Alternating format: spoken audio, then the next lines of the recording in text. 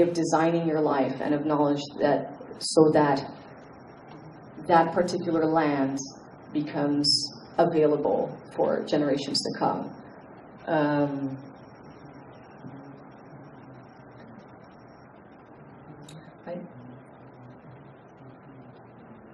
I think I want to open for a few questions, and then I want to go back to talking. Okay? I apologize. I haven't slept for like 20, 30 hours, so it's been a really hard time to get a line of focus. Yes. So this rapport, this relationship that allows our own understanding is so severed, even though many of us try to, go to the forest or the ocean, take a little walk. But the environment that mushrooms around us is totally characterized by pollution, noise pollution, chemical pollution, thought pollution, sound pollution, right? So what I'm getting at is how could we possibly get to the subtler levels that require an ethical relationship to the point where we can actually perceive the spirits that you're talking about. I have never experienced nature spirits to my recollection. Can you talk about your own experience with? Yes. Is it the dieta? That includes ethical behavior and relationships, and the spirits, the presence of spirits that say, "Good job." That's a few questions in one. Okay. I will speak about one you want. Yeah, no, I'll try to take all of them. It's a little bit what Genesee said. It's really, really, really difficult, and I wish I had, like, the recommendation I would do is I really believe that ayahuasca is a beautiful vehicle of connection. Obviously, it's not offered to everybody, and obviously not everybody would want to take ayahuasca. So we would have to find other vehicles, and surely there are. It's only one that allows you to be connected with the sacred and therefore experience a sense of wholeness and work with your health from that point. It's really difficult because the noise and the chaos are so ingrained in every sense. We're in a place where very little life is pulsating here. There's either air conditioning and a mat with fibers and concrete. Obviously, it all comes from nature, but it's been so processed that we're seeing sort of like the soulless part of it. And I live in the largest city in Brazil, São Paulo, and it's absolutely horrible. It's ugly and polluted and crime-filled and extremely noisy. I live in a house that's like a sausage, and so I hear absolutely everything. And when it's really hot, it's hot inside. When it's really cold, it's cold inside. And I have to be in this constant contact with these interferences and this noise, which not only, to my belief, has to do with the physical noise of cars and traffic, but also has to do with this noise that we're sharing and feeding in this collective unconscious, which is, what are our thought patterns? What are the emotions, the constant recurring emotions that we have? Of fear, of anger, of solitude. Solitude is a very, very permeated thing in our society. We're so connected to everything, but we're so alone at the same time. And from my personal experience, and yes, the dieta, the diet, there's different kinds of ethnic groups that do different kinds of shamanic diets, but basically they're composed of going out into the forest, isolating yourself, and taking very little food. Usually, with the Kashinawa, it's manioc and corn and manioc water. Manioc is a root, I think it's cassava, called cassava. No salt, no sugar, no kinds of condiments or things that are processed and that might give us pleasure in that sense. And what the dieta starts doing, and that's what I've noticed with a lot of healing work, with or without empowerment plants. We call them empowerment plants in Brazil. The sacred plants, like ayahuasca, is an empowerment plant. And what I've noticed is a lot of these, this healing spiritual work is very taxing on your body, and it requires a lot of discipline and a lot of trust and strength. So it's either through sleep deprivation or eating very little or dancing for 3-4 hours or for 3-4 days.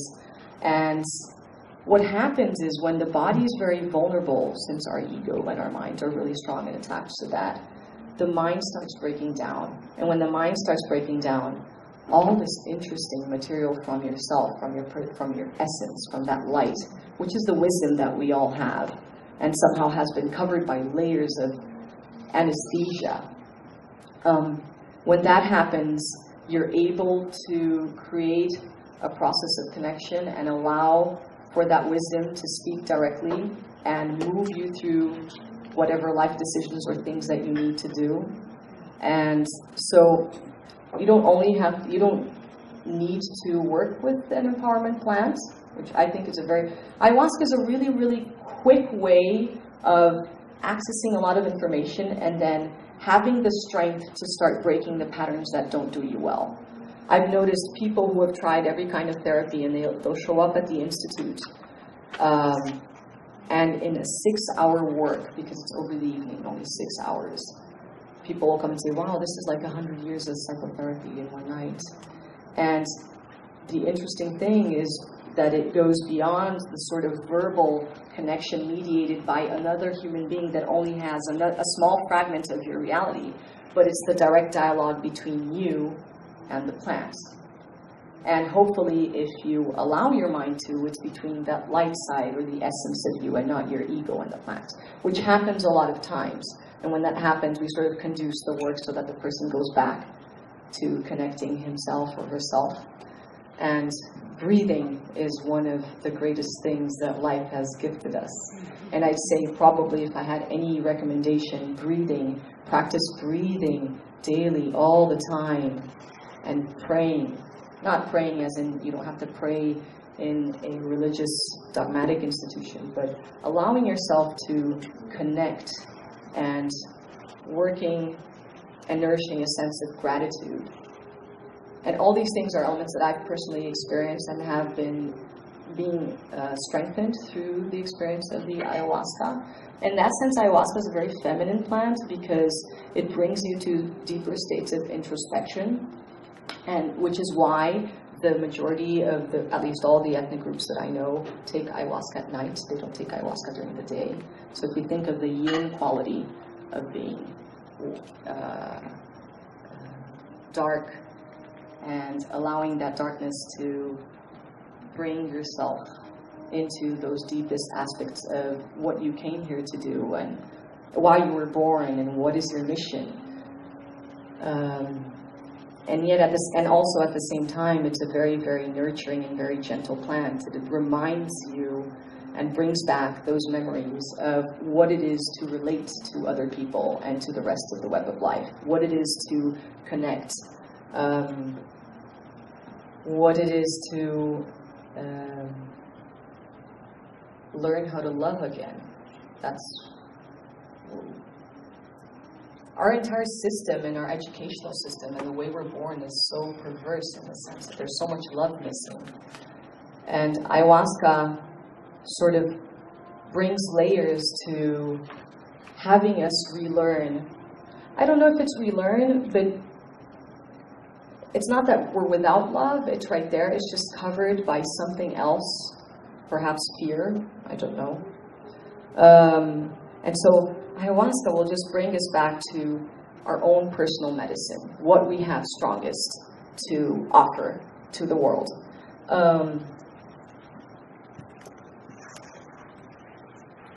And in that sense, it starts shifting people from a sort of vision or a view of what people expect from them in the world, whether they have to have a particular kind of career or what kinds of masks they use, and brings back that intention of coming closer to the center and finding a space of your own personal vocation. What is your passion? What leads you here? How can you offer that to people? It's very big on the experience of offering and creating generosity. The other interesting thing that we've observed at our ayahuasca healing ceremonies is, I think, a little bit like the process that happens there has a lot to do with Joseph Campbell's hero's journey. So there's this, it's scary and it's beautiful at the same time. It's kind of like navigating this unconscious sea, and you put your little boat out at sea, and you go off into this unknown territory, and it's very frightful for a lot of people. And once they arrive to this state of beauty and fulfillment, which is sort of the mystical state, they learn, because I think the idea of paradise or the idea of sacredness is not something outside of you, but it's really learning what's the beauty that you can share with other people. And so these people get to a point when they do a good and they survive their travesía, their journey. Because a lot of times their fear blocks them and leaves them in the middle of the journey, and when the fear is too big, they sort of drown temporarily and then they surface again. But when they do, these people who do arrive to the other side, they sort of receive these jewels, this gold, which is what they've been born with to offer. And they come back and then they integrate that experience into their daily lives and learn how to, with that experience, be more centered and be more filled with bliss and joy.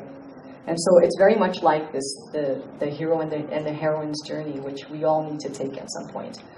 In that sense, another, I wouldn't say misunderstanding, but another logic that we operate with ayahuasca is people who undergo or starting, are going through particular crises in their lives. For me, it's a really good indication that their personal and spiritual selves are needing to sort of evolve and go to a different level of understanding and relation to the world. And so ayahuasca, when people who come with these situations come and drink ayahuasca, they sort of get kicked by the plant to completely embody that experience and accept what they came to do and who they are. And I think a lot of our suffering has to do with perhaps not accepting ourselves the way we are. It's complex, but it's very simple. We spend the majority of our lives trying to be who we are not, instead of just being. And ayahuasca teaches us simplicity within the complexity, and that this world of a lot of divisions of right and wrong, black and white, good and bad, they're just polarities of the same process that sustains life, and they're necessary. They're a necessary part of our existence. Is how are you able to navigate through them? And the good, if I would risk using this term, would be more in terms of being able to live in a way that you've understood your dark aspect. You've dived through your shadow aspects and understood what parts of yourself are there. Most of us, we carry this sort of shadow, dark territory that we don't spend time contacting or exercising the contact with our shadow aspect. And once ayahuasca brings you to that, it's sort of like a mirror. Look, this is who you are. You have capacity for destruction and you have capacity for nourishing life. If you want to nourish life, you need to understand and embrace your capacity for destruction too. And that's kind of interesting, because the wholeness will come from embracing this polarity. I don't even know if I'm sorry. Any questions? I read an article recently that, ayahuasca is evolving, it's like everything's evolving as plants are evolving. Mm-hmm. And that there's this new name for like a form of ayahuasca called changa. Have you heard of it? It's an article, It's published in like Reality, I don't know, this is kind of somewhat reliable source. But anyhow, so I was just curious if that would be changing in art of experiences people are going to have evolve as the plant evolves. And that's sort of what the article is about. I've never heard of Changa, but I can tell you that I believe very much in I think they're called morphogenetic fields by the biologist, thank you.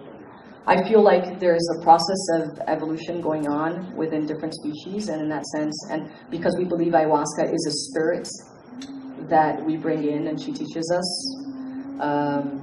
that yes, there's probably a process of evolution, and even because we're going towards complexity in society. So I feel like it's really interesting how, for instance, ayahuasca is much more used now in Brazil in urban centers than in the forest. And Brazil is the only country that has non-indigenous religions partaking of ayahuasca, either through some kind of syncretism in Catholic or Afro-Brazilian religions and things of that sort. And I feel like it's so interesting because you have this millennial plant that's part of this millennial tradition, and it's working to solve the most contemporary human conflicts from a very, very materialistic society.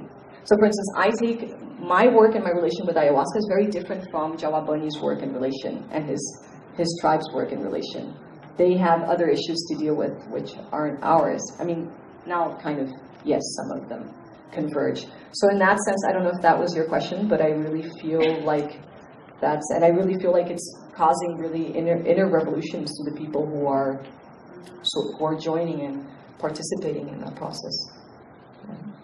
Can I just say quickly, Changa is actually a smokable version of ayahuasca. Oh, really? I don't know if it was developed in the West or if it was developed in the indigenous regions, but it's a smokable version where they extract the DMT? And they extract the DMT from the plant. Just the DMT?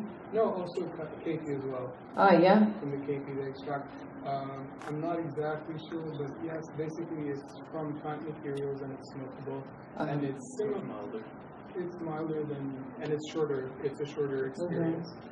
Some people will say it's therapeutic and it's helpful for them, but beyond that, I don't know very much. It's similar to smokable DMT, but it's more organic. It's more plant. Oh yeah, I have never heard. I do believe that there is a therapeutic process independent of where you are. If you put your clear intention that you want to do self-aware journeying with, like, I don't know if you're saying that this extraction is in the West, but I do believe that to incorporate a spiritual dimension, it's really important to take ayahuasca in a ritualized setting. Rites of passage is something that's also not so ingrained anymore in our society, and it's such an important and central aspect of native peoples as sort of these very defined moments where they change into somebody else and create and ingrain a responsibility with their community and with the natural world as well. And when you do ayahuasca in a ritualized setting, I think the difference is enormous. It's really, really big. I had a question that relates to that. Just what are your thoughts on ayahuasca coming to the West and that kind of like integration of coming from a different frame of mind, a totally different kind of logic, and where that kind of lands in an indigenous culture and in ritual? I completely approve, because in a sense that's what we're doing. We're conducting ceremonies for Western people. It just happens that the majority of them are Brazilians. And I've been seeing so many amazing results that I sometimes get completely surprised at the capacity of the plant, but we do them in a traditional Kaxinawa manner. I mean, I say I don't do them. The healer is the one who conducts, and I'm just giving him assistance during the work. And I feel that that's once again a really important aspect and element of the work. I've heard of people taking or trying to brew ayahuasca in their kitchens and things of that sort, and I wouldn't say it's disrespectful because that would be judging, and I've been taught by ayahuasca not to judge, but I feel like the experience that could be taken from that ends up not existing, especially if you're just using a chemical formula and not understanding that there are other dimensions. So when the natives, they're going to retrieve the vine and the leaves of the chacruna, they have a whole ritualized setting and chanting particular chants. And going back to the power of song and chanting, words produce vibrations, and they're really important aspects of dialogue with the power of the plants. I can speak from personal experience because I've had the opportunity of being in different connections to different ethnic tribes and also to Brazilian religions using ayahuasca, and the experiences have very different layers of intensity depending whether it's the Kashinawa singing or just a religious setting or a non-religious setting. Yes. Earlier you talked, you used the word convivial convivencia. Convivência. Convivência, yeah. I was wondering if that philosophy is at the heart of the community in São Paulo, or is it the heart of the therapeutic process which you're involved in? Both. It's really beautiful to see when people come into the work, the ayahuasca work, because not only Jawabanis, but my vision of how to reconstitute or try to sustain life systems in the world has to do with nourishing love and nourishing care and connection.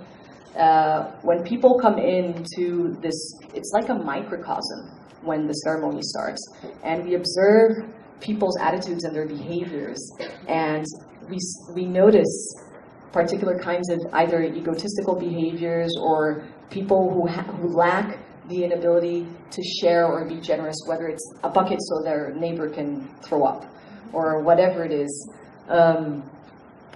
There they have the opportunity to exercise care and connection. And when they do that, it's really interesting because they start relating that to what's lacking in their lives outside. And so I'd say yes, that's part of what ayahuasca teaches, and it's also part of our intention in the community there that we work. What's your, just wondering if you could speak to like the frequency of taking it, how frequent, right, and also the integration process. Frequency and, I'm sorry? The integration process afterwards. Okay, yeah. Frequency is really difficult to answer because I don't think you have the UDV, União do Vegetal, which is one of the largest groups in Brazil, and they have groups outside. Santo Daime and Barquinha, they have a sort of lifestyle that's completely connected to ayahuasca, and they'll take ayahuasca like once a week or twice, 2 to 3 times a week. And their children take ayahuasca as well. Curiously, they did a research with UDV adolescents. Sorry, just opening parentheses. With UDV adolescents, and they realized that these adolescents that were taking for a few years ayahuasca, they had easier sociability and less emotional imbalances, and they were more generous and more focused in their daily activities as well, compared to a group of adolescents of the same age and the same area where they lived. In our NGO, we take ayahuasca once a month. We do it once a month because the download of information is so big that if I do more than once a month, it's really difficult. You need time to sort of and when I say information, it's not only like, encyclopedic information, mental information. It's really, there's a whole rearrangement of your body, and there's a wisdom that sort of is born from that, and it needs time to sort of be incorporated. Frequency, yes. The way we're doing it at the NGO, I'm following the processes of people who are starting to take ayahuasca the first, second, and third time. And basically, I work with interpreting some of the issues and the informations that they've received and what they have to do with the experiences or conflicts or traumas they have in their lives.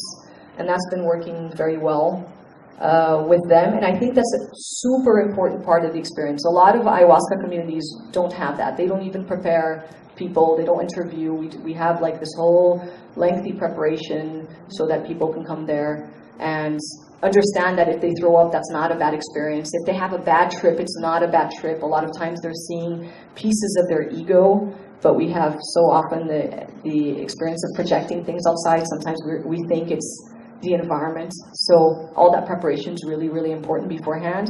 and the support during the work, and then after the work, we give them like a form for them to fill out, and then we're in contact with them to help them integrate these experiences. And it's interesting because sometimes they have a lot of information, and then they receive 2 months later a lot of different insights that they didn't even remember during the ceremony as well. Do you know if the cultures that regularly do the ayahuasca, so frequently, are they in a higher level of consciousness together when they are not doing the plant as well? And could that be a reason why they're being targeted and assassinated, because there are certain, energies that don't want that kind of consciousness on the planet? You mean the cultures like the native cultures, right? Yeah. Or cultures in general? I can say, okay, because the native cultures, yes, that too, but I think it's much more has to do with like the political, economic process of Brazil with land. It's a big, big issue, much more than that. But going back to the term empowerment plants, we call them empowerment plants because they empower us and teach us how to learn in a space of personal autonomy, and that's very dangerous for governments and a society that deals with control.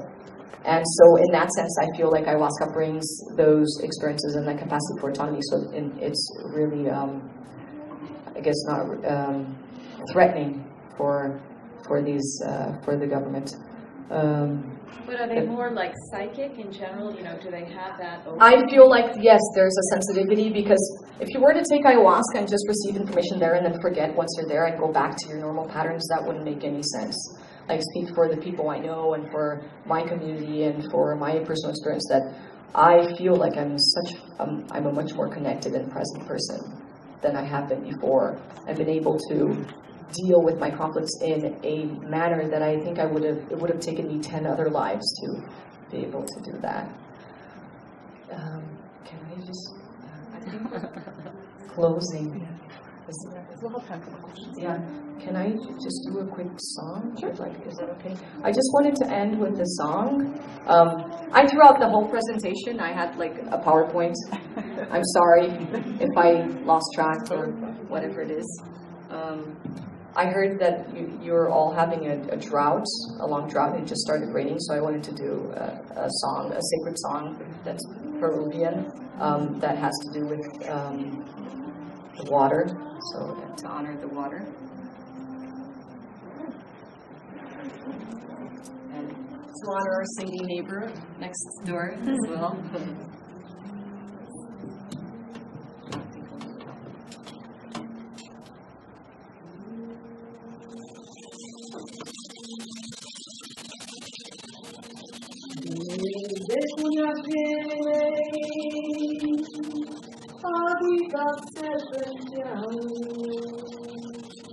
Por las acequias y entre molinos hacia nuestras vidas. Desde Cuñac viene agüita serpenteando. Por las acequias y entre molinos hacia nuestras vidas.